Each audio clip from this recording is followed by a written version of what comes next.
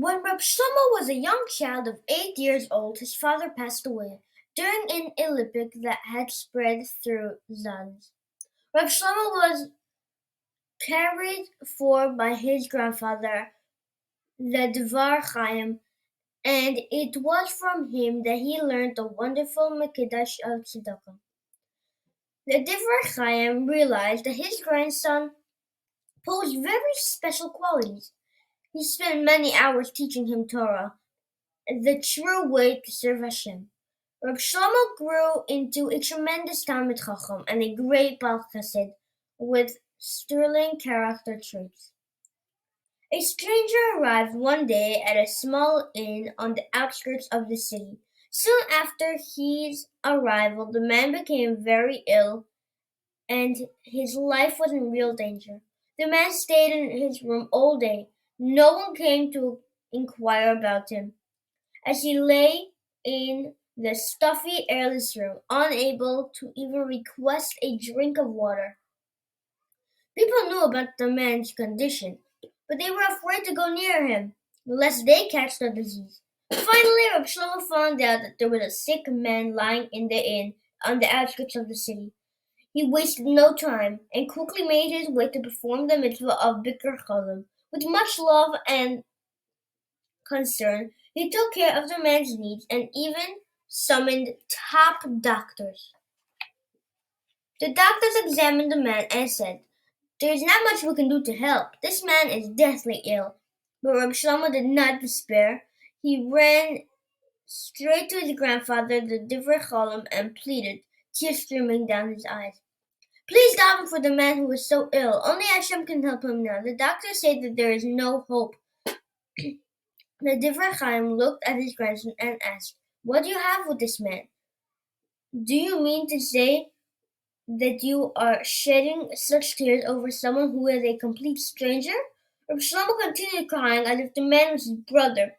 The Divrei Chaim said, "Hurry over to the man and bless him with your refuah shalema. Hashem is capable of doing anything. Surely he can cure this man."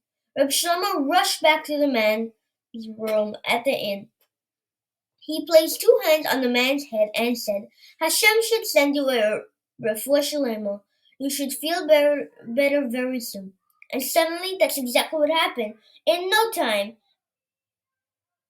at all, the man began to feel much better. From one minute to the next, he felt his strength quickly returning until he was completely cured. The doctors were astonished. "This is a real miracle," they exclaimed. And Reb Shlomo was delighted. He hugged the man warmly and whispered to him, "You have been granted extra years to live." When Reb Shlomo was 18 years old, the Divrei Cholim sent him to serve as Rav of a community in Bokstor. Reb Shlomo found a yeshiva which became very famous. Talmid of diligent Bechorim came to learn there, and Reb Shlomo made sure that they grew into Talmid Chachamim and Yirat Shamayim. Reb Shlomo himself would collect money for the yeshiva, and he constantly made sure that the Bechorim lacked nothing. When times were especially difficult, Reb Shlomo would give of his own money to the yeshiva, even though it meant that his family had to live in poverty. In his later years, Reb Shlomo lived in the village of Bobov, Galkia. Thousands of Hasidim came to learn from his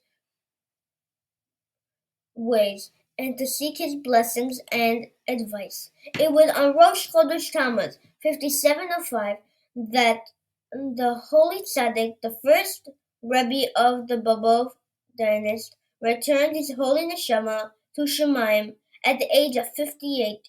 His only son, Reb Benzon, continued leading the Hasidim of Bobov, which is still thriving and flourishing until this very day. May his merit protect all Klal Yisrael.